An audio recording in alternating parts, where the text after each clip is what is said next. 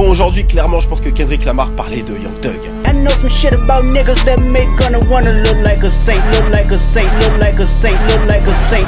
Comme vous avez pu le suivre ces dernières semaines sur les réseaux sociaux, Young Thug est au centre de la polémique à cause de l'audio de son interrogatoire qui a fuité sur les réseaux sociaux où il aurait balancé Pee Wee Roscoe. Et alors je dis aurait, pour certains il a clairement balancé Pee Wee Roscoe. Dans cette vidéo, je vous donne mon avis. Roscoe didn't do that. I don't fucking know. Yeah. This idiot did it. This idiot paying for it. If the idiot didn't do it, he'd be fucking home. Yeah. But just knowing Roscoe, man, that man a fucking scrub. That fool. I'm like, you shot at somebody, bro. Et aussi à cause des multiples audios de ses conversations téléphoniques lorsqu'il était encore en prison, qui ont également leaké sur les réseaux sociaux. Et dans ces conversations, il parle mal de Future, Drake, des Migos, de P, de QC, bref, il parle mal de beaucoup de gens. Il se révèle peut-être, j'en sais rien, en tout cas c'est des conversations avec Maria the Scientist, son ex maintenant, à cause de tout ce qui s'est passé. Aïe. D'ailleurs c'est vrai que dans l'une de ces conversations, il parle à l'une de ses maîtresses, même depuis la prison le gars reste un bandit. Enfin bref, dans cette vidéo, on va revenir sur absolument tout. Je vais tout analyser, vous donner mon point de vue, et comme tu t'en doutes, il y a beaucoup d'éléments, donc on va faire ce sujet en deux parties. Cette première vidéo sera la première partie, il y en aura une seconde qui va sortir dans quelques jours. Ça me demande beaucoup de travail, donc tu connais ton gars, like, commente et partage un maximum pour Major, d'accord? Je compte sur toi. Et en ce qui concerne la promo de cette vidéo, les artistes, ouvrez grand vos oreilles parce que j'ai quelque chose de très intéressant à vous proposer si vous voulez financer vos futurs projets, vous faire un peu de cash et vous lancer un peu plus dans votre carrière. On en reparle. Alors, avant de commencer, désolé de pas avoir sorti une vidéo avant. Alors, il y a 2 semaines de ça, j'étais à Atlanta et à New York. Je sais pas si vous vous souvenez, mais il y a 2-3 mois de ça, j'avais lancé un concours pour emmener un abonné avec moi à Atlanta. On a été ensemble, c'était incroyable. Je sortirai un documentaire / vlog courant octobre ou fin octobre. Restez branchés parce qu'il y aura aussi une grosse annonce dans cette vidéo-là. Donc, sans plus attendre, on y va.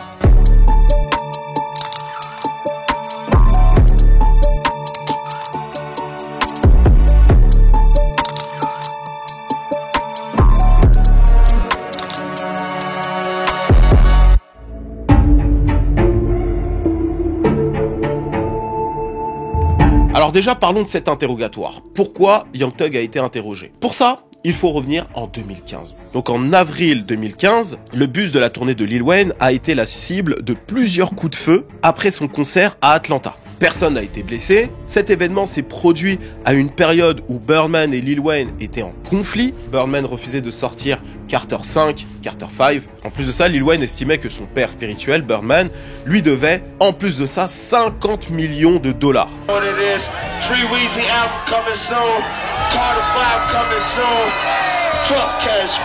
Et en plus de ça, Wayne lui reprochait de mettre tout son focus sur un nouvel artiste venu tout droit de Cleveland Avenue, qui est en train de tout casser en ce moment, et qui s'inspirait beaucoup de lui. Tu sais de qui je veux parler? Il s'agit de Young Thug. En grand fan, Young Thug n'a jamais caché donc son admiration pour Lil Wayne. Il a assez souvent dit dans des vidéos, dans sa musique d'ailleurs, son projet Border 6, c'est une manière de reprendre la suite de la série d'albums de Lil Wayne, donc Carter 1, 2, 3, 4, 5, et donc lui, Carter 6, mais comme c'est un blood, Barter 6, donc on remplace le C par le B, hein, B, ok, je sais pas trop comment le faire, mais cela n'a jamais empêché Lil Wayne de montrer de l'hostilité pour Young Thug. Et donc, c'est au pic des tensions entre les deux artistes que le bus de Lil Wayne a été donc la cible de plusieurs coups de feu. Mais comment on a fini par faire le lien entre Young Thug et Lil Wayne? Eh bien, tout simplement parce que la police a arrêté un suspect et ce dernier avait été désigné il y a quelques années. D'ailleurs, si vous retournez voir ma vidéo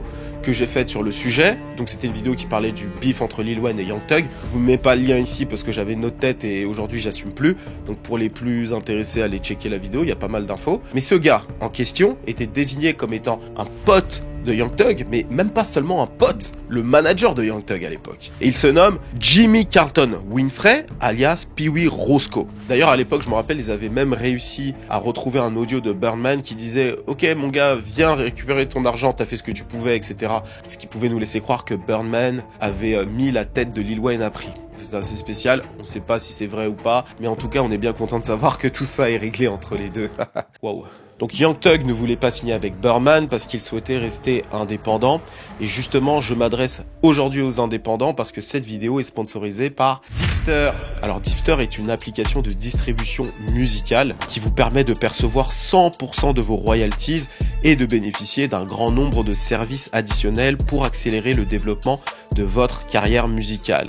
Et le grand nombre de services additionnels pour accélérer ta carrière musicale, c'est sur ça qu'on va se concentrer aujourd'hui. Donc les artistes indépendants, ouvrez grand vos oreilles. Si vous cherchez un soutien financier pour développer vos prochains projets, albums, mixtapes et autres, ne cherchez pas plus loin, remplissez le formulaire qui se trouve en description et sur le premier commentaire. Et suite à ça, Dipster reviendra vers vous avec une offre si vous respectez certains critères. La première chose, vous devez être propriétaire de votre catalogue musical que vous êtes prêt à faire migrer sur Dipster. Et aussi, les streams audio de votre catalogue musical doivent totaliser 500 000 écoutes au minimum sur les 12 derniers mois. Si vous remplissez ces critères-là, vous vous inscrivez directement sur le formulaire qui se trouve en description et sur le premier commentaire. Et sincèrement, je pense que Dipster va énormément vous aider. Je compte sur vous pour faire le nécessaire. Je reprends la vidéo.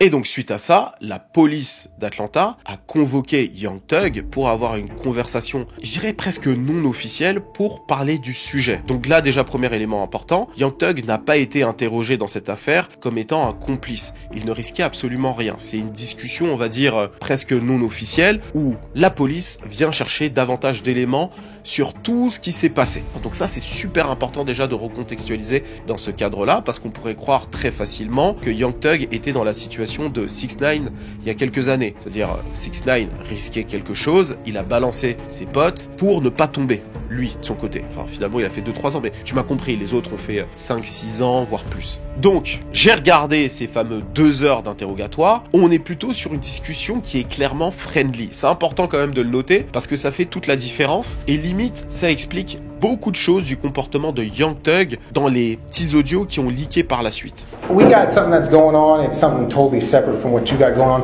We're not even here basically looking to talk to you about anything that we think you did wrong. You know what I'm saying? It's more just to get a feel and just get a background of everything that's going on. Does that make sense? Donc on va revenir sur tous les éléments les plus importants de cet interrogatoire, d'accord? Donc le deuxième élément important à noter dans cet interrogatoire, c'est que les policiers sont des gros fans de Young Thug. Ça, c'est ce qui m'a d'ailleurs plutôt étonné. Ils se présentent comme étant des fans, ils écoutent la musique, et même l'approche globale de cette discussion, c'est on est fan de cette culture, on veut en savoir plus. Qu'est-ce qui s'est passé ici? Qu'est-ce qui s'est passé par là? Et limite, on a l'impression que le policier, parce qu'en fait, il y en a deux, hein. Il y a un policier et une policière. Très important de noter qu'il y a un homme et une femme, d'accord? Donc déjà, l'homme, il est en fan, il veut savoir ce qui se passe dans la ville, qui est un Blood, qui est un Crips, qui a sorti quoi, où est-ce que tu étais signé avant. Donc il pose des questions comme un véritable fan qui a l'occasion de parler à l'un de ses artistes favoris du moment, et donc il lui pose vraiment des questions que n'importe quel fan aurait pu lui poser, tu vois. Moi, par exemple, quand je suis dans la rue et que je parle avec des abonnés, je vous croise tous les jours, merci à vous. D'ailleurs, au passage, tiens, c'est l'occasion. Ceux qui font genre, ah, je sais, tu me dis quelque chose, je sais pas trop, mais avec un grand sourire, et on le sait que vous nous avez reconnus, vous pouvez dire directement qu'on s'est reconnus, it's all good, on va se saluer, je vais vous remercier de me suivre, et ensuite, voilà, chacun va tracer sa route. Inutile de se donner un genre de, j'ai l'impression de t'avoir vu quelque part, mais je sais pas où. On le voit très vite quand il y a, bref, je l'entends au moins 2 fois toutes les 2 semaines, ça me fait rire. Bref. Donc, on sent vraiment que le policier va avoir des informations comme un véritable fan. Et d'ailleurs même, il y a des moments où il ne veut pas froisser Young Thug. Lorsqu'il parle par exemple de son ancienne collaboration avec Gucci Mane, il lui dit « Ouais, mais les morceaux que t'avais fait avec lui, ils étaient bons ou pas ?» Et là, Young Thug réagit pas, il dit « Non mec, je veux pas te froisser, je veux pas te froisser !» Alright man, damn, so they got you on the hook for 4 more albums. And they leaked 20. Are they good songs? Are they good tracks? I mean, I'm not trying to insult you. I mean, I don't know, man. I don't know. I'm sorry. À un moment donné, ils évoquent le morceau Lifestyle. Donc on est en 2015, le morceau était tout frais, donc il était en train de cartonner de partout.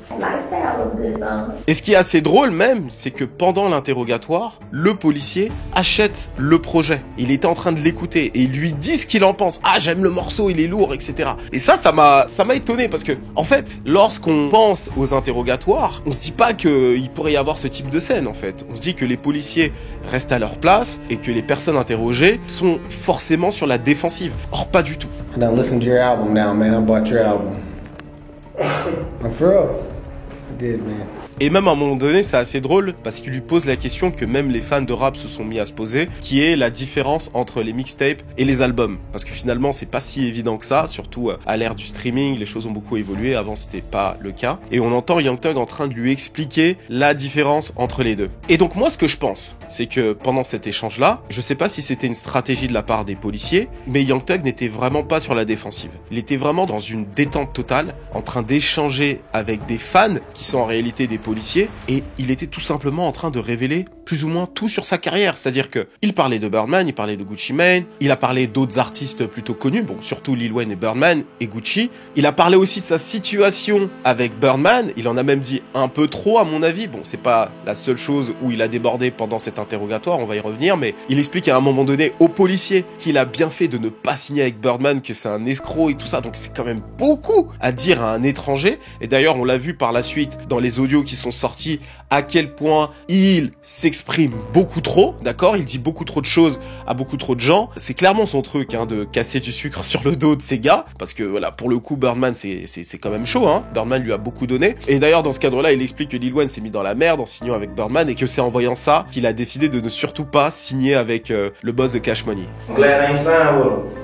I would have been the same way like Wayne. Donc Thug hyper détendu. Ensuite vient le sujet de Pee Wee Roscoe et du bus de Lil Wayne. Donc le policier lui pose la question avec la même dynamique, donc qu'est-ce qui se passe avec Pee Wee Roscoe, pourquoi ils vont si loin, etc. Tu vois. Et la manière dont la question est posée, c'est comme n'importe quel fan, encore une fois, pourrait poser cette question, mais qu'est-ce qui se passe entre eux, je pensais qu'ils étaient potes, etc., etc. Birdman et Lil Wayne, donc comment ça a pu arriver, et surtout Pee Wee Roscoe, pourquoi il lui a tiré dessus, etc. Et c'est là que Young Thug lui a répondu avec la même énergie, c'est-à-dire une énergie, on va dire, assez simple, mais il faut reconnaître qu'il a pris la défense de Pee Wee Roscoe, donc le gars qui est accusé, encore une fois, mais la manière dont il va prendre la défense de Pee Wee Roscoe laisse à désirer. Mais je comprends la démarche, et d'ailleurs il en parle dans l'interview avec Bank, on va y revenir un peu plus tard. Donc voici ce qu'il dit. This motherfucker is, these niggas, these niggas damn like brothers more than Birdman Wayne. They're doing what now, brother? I said them niggas was damn near more brothers than Bird and Wayne. Oh, Roscoe and Lil Wayne were more This than... nigga used to brain Wayne his drugs. Donc, il dit que Pee Wee Roscoe et Lil Wayne étaient extrêmement proches. D'ailleurs, les deux étaient plus proches que Birdman était proche de Lil Wayne. Donc, en disant ça, Young Thug met l'accent sur le fait que Pee Wee Roscoe est tellement pote avec Lil Wayne que jamais de la vie, il aurait tiré sur son bus. Donc c'est ce qu'il essaie d'expliquer au keuf, tout en disant qu'il ne sait pas. Et pour montrer à quel point les deux étaient hyper proches, il explique que Pee Wee Roscoe fournissait Wayne en drogue. Mais dans le cadre d'un interrogatoire avec la police et pas des fans. Et c'est ça en fait. Young Thug aurait dû tenir sa langue et pas dire déjà ok, il lui ramène de la drogue. Parce que là, il est en train d'insinuer que Pee Wee Roscoe est un vendeur de drogue. Et ça pourrait créer une autre affaire en quelque sorte. C'est ce que eux, les gars de la rue, appellent dry snitching. Donc dry snitching, c'est quand tu balances sans vraiment le vouloir, d'accord? C'est pas quelque chose d'aussi direct. Moi, encore une fois, je suis en dehors de ça. En plus, je reviens d'Atlanta, je vais pas faire le malin quand je retourne là-bas là-haut. T'as dit dans une vidéo là qui est dry. Moi, j'analyse et je partage de l'information. Le Major, vous connaissez, il est pas dans la street. Nous, on est des entrepreneurs, on est des créatifs, on n'est pas des... Hein? D'ailleurs, dans son interview qu'il a faite avec Bank, il explique ce passage. I didn't tell on Roscoe. I tried to free Roscoe. I'm saying Roscoe didn't shoot at the bus. Yeah. We be serving these niggas when they come to Atlanta. He ain't shoot at this bus. They ain't beefing. Yeah. That's what I'm telling the police. Yeah. Any street nigga in the world gonna understand that. Any street nigga in the world not finna say, oh, I read it, or I did what wrong. No nigga. Ensuite vient la partie problématique, d'accord? C'est cette partie que si tu l'isoles, ça fait passer Young Thug pour une grosse balance. Et moi, clairement, lorsque j'ai entendu juste cette partie, c'est là où je me suis dit, ah ouais, non, mais en fait, il respecte pas ce qu'il prêche, d'accord? I don't want to like block out y'all case by saying Roscoe didn't do that. I don't fucking know. Yeah. This idiot did it. This idiot paying for it. If the idiot didn't do it, he's gonna be fucking home. Yeah. But just knowing Roscoe, man, that man a fucking scrub. That fool.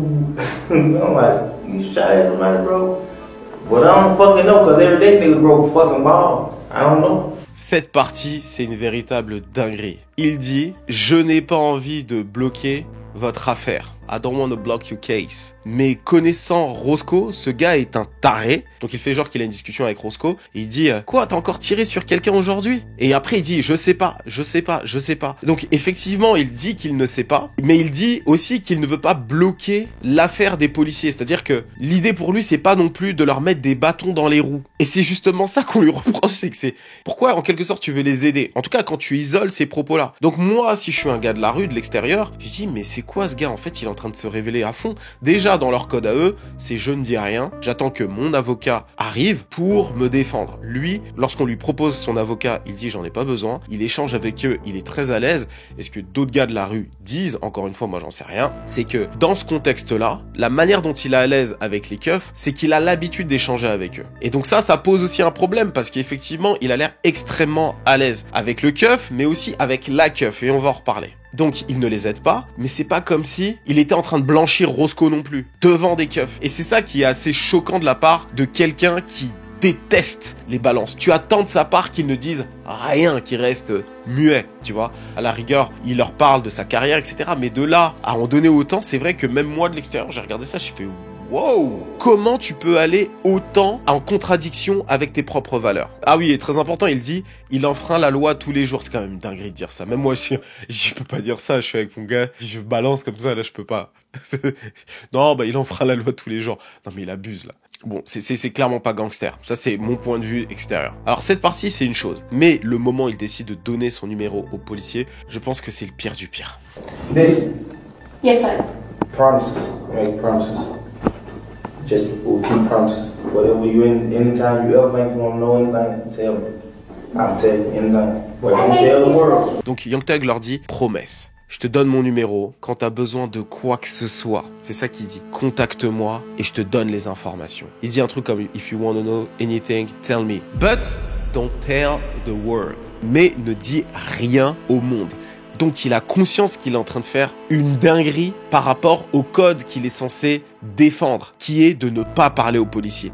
Et ça, c'est une dinguerie. Et en fait, on peut se dire, effectivement de l'extérieur, en tant que civil, en tant que citoyen qui paye ses taxes, comment tu peux donner ton numéro aux policiers et leur dire « Contactez-moi si vous avez besoin d'informations » sans que les gens extérieurs, en tout cas les gens de ton milieu, ne considèrent pas que tu es une balance. Ça, c'est la première chose. Et ensuite, la deuxième chose, on ne sait pas le contenu de ces appels. On ne sait pas si la policière l'a rappelé ou non. Et ça, c'est important à noter. Peut-être qu'elle a rappelé, peut-être qu'elle a pas rappelé. Mais quand elle a rappelé, ils ont parlé de quoi? Je pense pas qu'ils aient parlé encore de sa carrière. Non. Ils ont sûrement dû parler d'affaires, tu vois. Et c'est ça, en fait, qui peut poser problème aux gens de son milieu. Et moi, de l'extérieur, je peux totalement le comprendre. Maintenant, lorsque tu regardes l'entièreté de l'échange, tu sais aussi que Young Thug est en train de flirter avec la policière du début à la fin. Et la policière est réactive, on va dire, aux avances de Young Thug. Il lui dit, you beautiful, you sexy.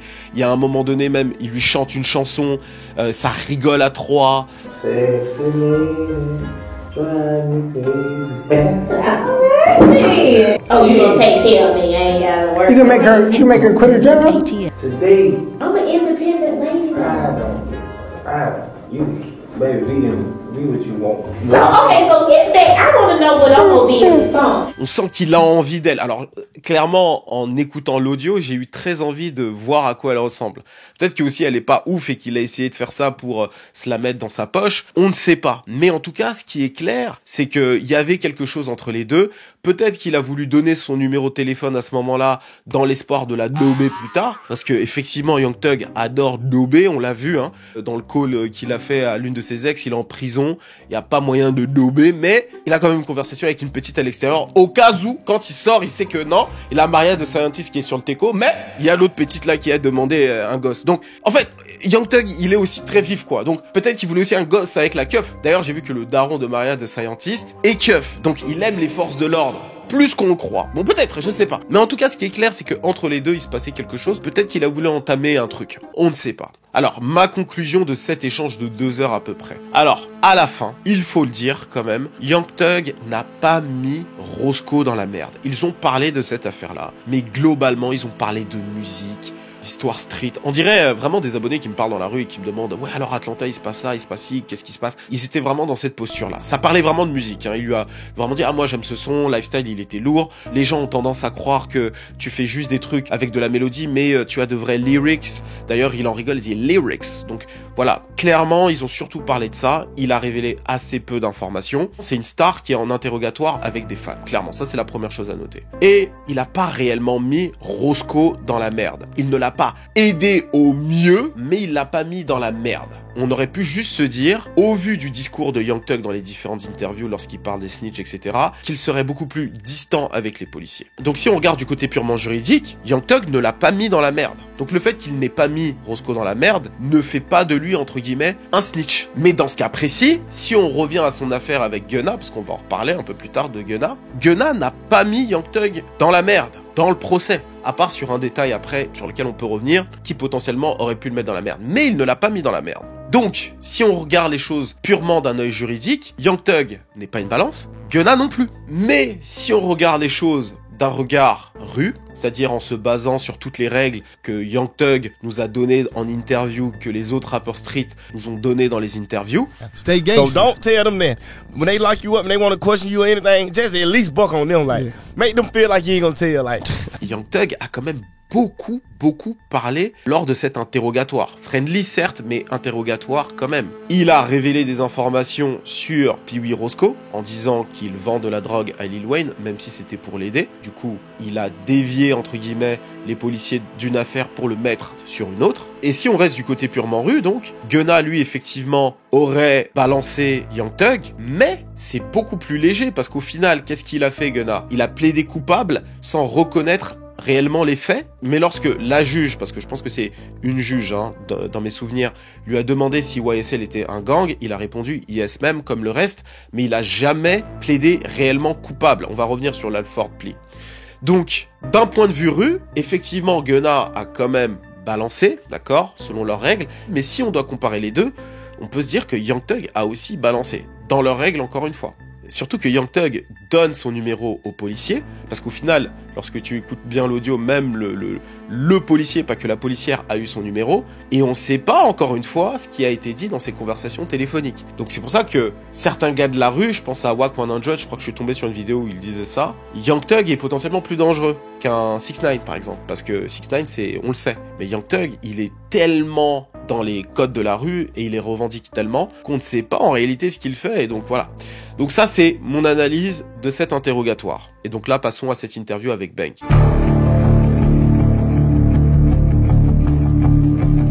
Suite à l'interrogatoire et aux nombreux appels téléphoniques qui ont fuité, Slime, aka Spider, se sentait obligé, et effectivement il a eu raison, de s'expliquer. Et pour ça, il a choisi de faire cette interview chez Big Bank. Alors Big Bank, les gens se sont posé la question pourquoi il a choisi ce gars-là. C'est vrai qu'il n'est pas nécessairement connu dans le monde mainstream, mais Big Bank, c'est le fondateur d'un label mythique d'Atlanta qui s'appelle Duct Tape, fondé en 2004-2005, qui avait en artiste Trouble, Rest in Peace, ou encore Alley Boy. Et donc en choisissant Bank, c'est vraiment pour montrer que c'est une affaire qui concerne Atlanta, donc ça reste chez nous. Et il faut dire aussi que Bank, c'est l'un de ses OG, donc clairement l'échange ne pouvait qu'être bienveillant. En plus tu vois, c'est un ancien, il est dans la street, mais vas-y, il a pris de l'âge, donc il est plus posé.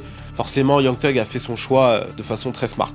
Men like you raised me, even if it's from a distance. I always looked up to real street dudes, real guys who's from the street. Alors là, ce qu'on va faire, c'est que je vais revenir point par point sur tous les éléments les plus importants de cette interview. Je vais mettre de côté toutes les histoires internes à YSL parce que je pense pas que ça intéresse énormément d'entre vous. Je parle de son beef avec YSL Mondo. Je vais parler un peu de Lil Woody, mais pas énormément. Je vais pas parler beaucoup de Yak Gali, de Duke. Je vais essayer de me concentrer vraiment sur les sujets qui vous intéressent, c'est-à-dire Gunna, les appels téléphoniques qui ont leaké, globalement tout ce qui a fait le plus parler, mais vraiment les trucs internes à YSL, je pense pas que ce soit nécessaire que j'en parle ici. Première chose, il a parlé de ces appels téléphoniques longs où il critique plus ou moins tout le monde. Il a expliqué qu'il n'était pas dans un état normal, c'est-à-dire que bon, Il faut le comprendre, il était en prison, il risquait une vingtaine d'années de prison. Il n'était pas dans le luxe dans lequel il a l'habitude de baigner, donc forcément son état d'esprit n'était pas là où il devait être. Et donc lorsqu'il a sa femme au téléphone, Maria the Scientist, il parle, il se révèle, sans parler du fait que beaucoup de membres de son crew l'ont trahi, donc forcément il le vit super mal. Donc il se lâche énormément. On sent que son âme est très noire à ce moment-là, entre guillemets. Il explique que clairement il était dans cet état d'esprit, ce qui explique pourquoi il a mal parlé de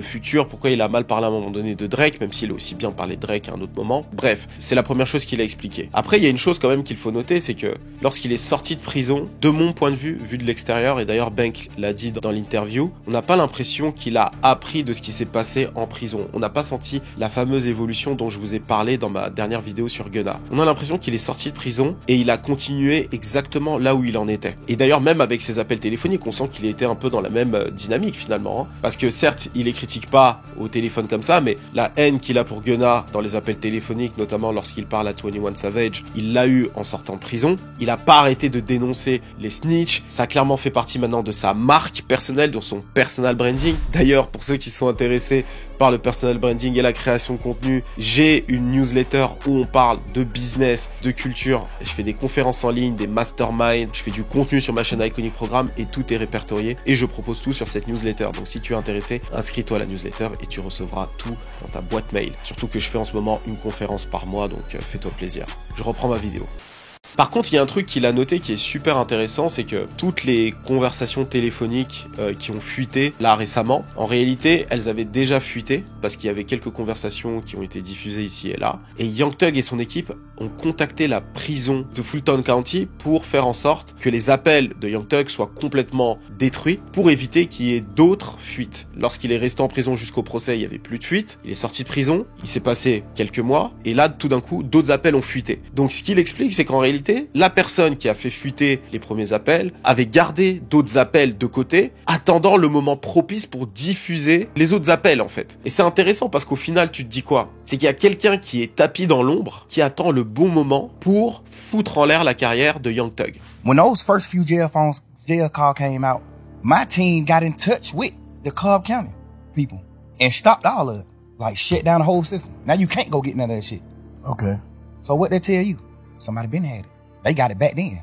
And they just waiting to release it. Et ma théorie, c'est que cette personne-là, en réalité, attendait la sortie de l'album de Young Thug pour diffuser les audios et niquer complètement la promo. Le gars s'est dit, hey, fuck that, je diffuse tout. Bam. Et donc, il a tout diffusé pour foutre en l'air la carrière de Young Thug. Et ça a l'air de plutôt bien fonctionner jusque-là. À votre avis, qui est-ce qui aurait pu faire ça, Young Thug? Dites-moi tout en commentaire. Moi, j'ai ma petite théorie, mais... Voilà, dites-moi en commentaire et je vous dirai ce que j'en pense. Je vais pas vous dire qui j'en pense parce que je peux pas balancer quand même le nom de quelqu'un comme ça. Mais enfin. Ensuite, deuxième chose sur laquelle il est revenu, sa clémence envers son frère Onfunk. Alors, Onfunk, pour ceux qui n'ont pas suivi le procès, d'ailleurs, il y a une playlist qui est là à disposition, retournez voir les vidéos. Donc, le Onfunk en question, c'est l'un des frères de Young Thug, qui a lui aussi plaidé coupable et qui est sorti de prison pratiquement en même temps que Gunna. Donc, lorsqu'il est sorti de prison en même temps que Gunna, les gens se sont dit, mais pourquoi il est aussi dur avec Gunna, mais pas avec Onfunk? Et pour la première fois, il s'est exprimé sur le sujet. Now we having a week and a half conversation every day, bro, in court every day. I'm sitting in the cell crying, like, bro, leave. Gotta go, bro. My dude, these folk out of their mind. These folk can't function. Go on. One of us need to go. Right now, I don't need you right here with me. You just did 12 and a half. I don't need you right here with me, bro. This shit finna be 3-4 years process. I don't need you doing that, bro.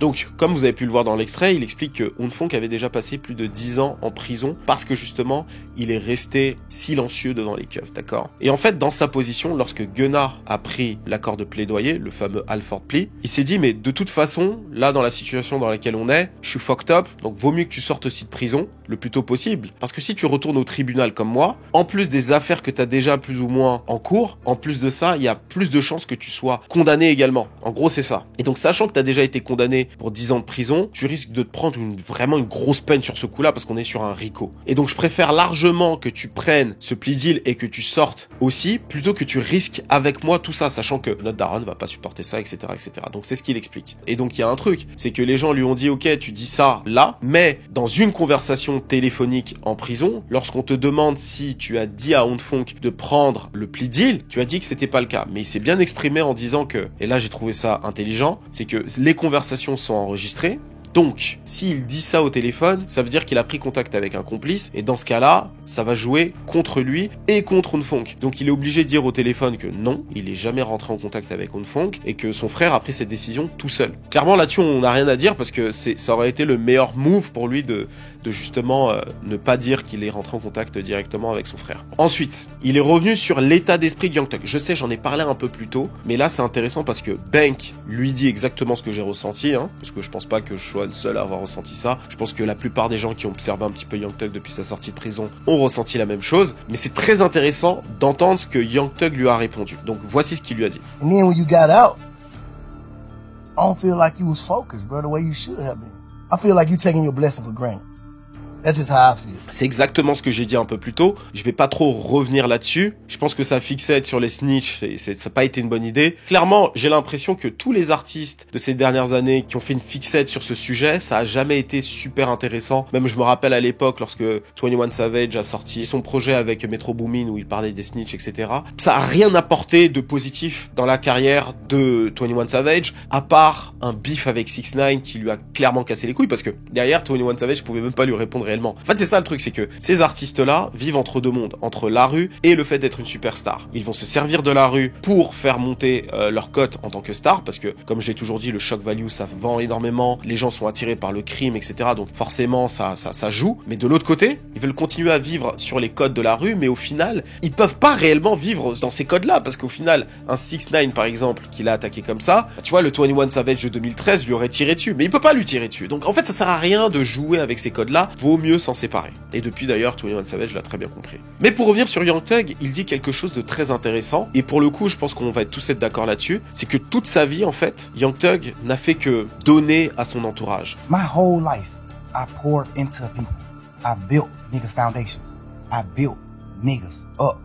My whole life. Il utilise le terme pouring. Donc la traduction littérale de pouring, c'est verser sur les gens. C'est-à-dire que il a été un serviteur autour de lui. C'est vrai que Young Thug, c'est quelqu'un qui a toujours eu une certaine aura, et autour de lui, il a toujours été d'une véritable aide, tu vois. Et ce genre de personnes-là, hyper extraverties, qui se nourrissent de leur entourage, clairement, c'est ceux qui, à mon avis, c'est mon analyse, ça sort de mon cerveau, ça vaut ce que ça vaut, dites-moi en commentaire ce que vous en pensez, mais c'est les personnes qui vont être à la fin les plus affectées par les trahisons ou par le fait que leur entourage se retourne contre eux. Parce que si tu te construis en partageant autour de toi, parce que lorsque ton entourage monte avec toi, tu montes avec lui, et ben l'effet contraire est aussi vrai. C'est-à-dire que si ton entourage te fait du mal, tu vas être plus affecté qu'une personne qui est seule et qui avance, peu importe si son entourage est avec lui ou pas. Et ça, c'est quand même quelque chose de super intéressant. C'est que Young Thug a tellement donné autour de lui que la somme des trahisons dont il a été victime l'affecte profondément, aussi bien artistiquement qu'humainement, tu vois, dans son quotidien. D'ailleurs, j'aimerais dire que c'est l'antithèse totale de Kendrick Lamar. Hein.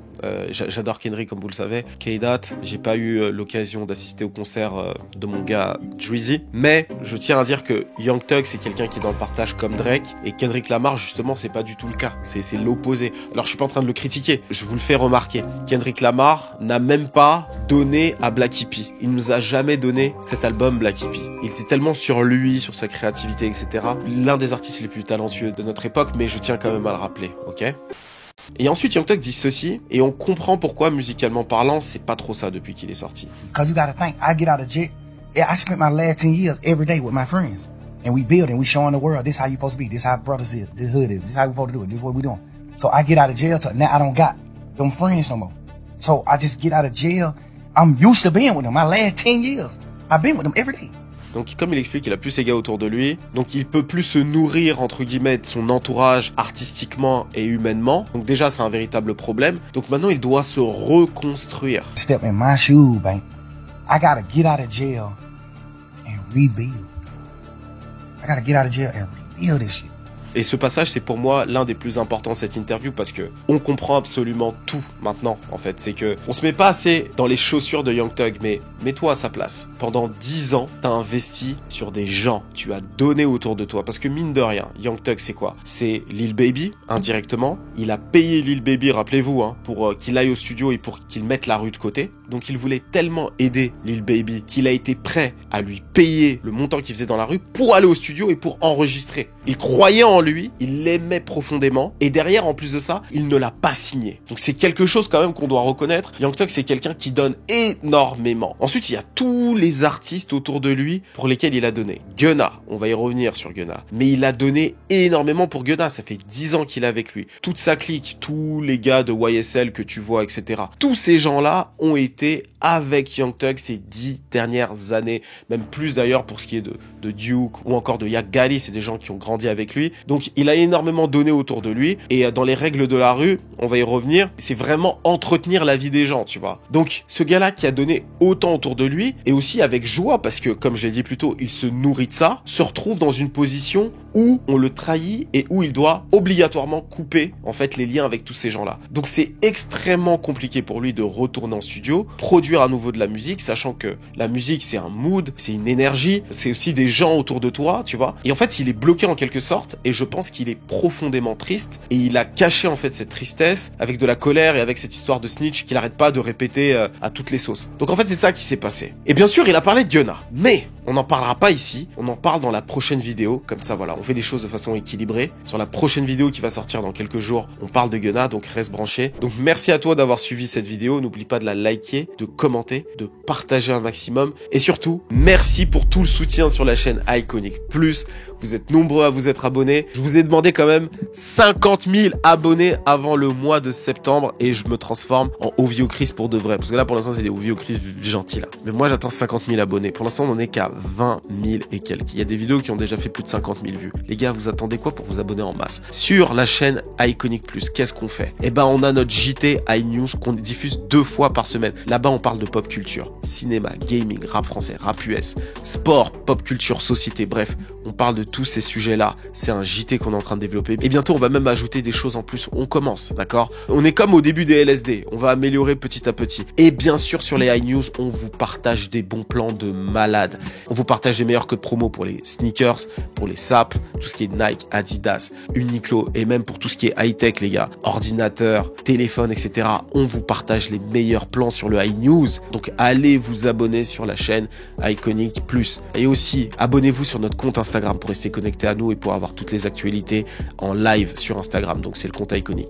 Suivez-moi sur mon compte perso. Je fais plein d'outfits trop stylés. Vous me demandez mes sapes des fois quand vous me voyez dans la rue. Tous les bails Make It Shine, tout ça, ça se passe sur mon compte Instagram. Abonnez-vous aussi à notre compte TikTok, à notre compte Facebook. On est actif absolument partout. Tous les liens sont dans la description et sur le premier commentaire. Je compte sur vous. C'était Major d'Iconic pour vous servir. On se dit à très vite. Cheers!